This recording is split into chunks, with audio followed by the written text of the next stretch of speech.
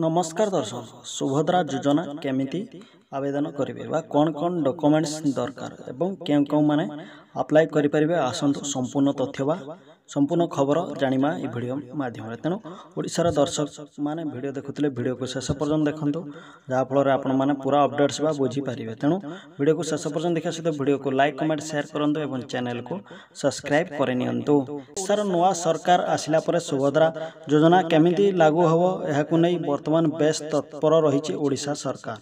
तबे वर्तमान देखिले योजन सामिल होगापाई कौन सब डॉक्यूमेंट्स दरकार आसतु जानिबा। प्रथम एक नंबर आसिला आधार कार्ड एवं बैंक अकाउंट एवं ठिकाना एवं प्रमाणपत्र एवं ता सहित मोबाइल नंबर एवं पासपोर्ट फोटो दरकार एवं ता सहित आय प्रमाणपत्र मध्य दरकार। ता सहित शेष मुख्य प्रमाणपत्रटी होची राशन कार्ड थिबा दरकार।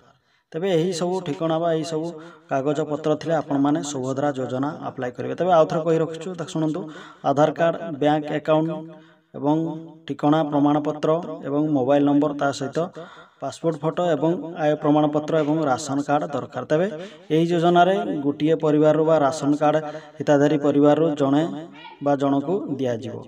तेबे विवाहित महिला मानकू दिया जिवो। यही योजना वर्तमान बेस चर्चा रही अछि। तेबे देखा गले वर्तमान अविवाहित महिला को पाई परिबे नाही यह बा योजना रे। तेबे महिला को बयस 23 रु 49 वर्ष होइथिबा दरकार। तेबे जो महिला को 23 रु 49 वर्ष होइथिबो से ही अप्लाई करि परिबो एवं राशन कार्ड थिबा दरकार।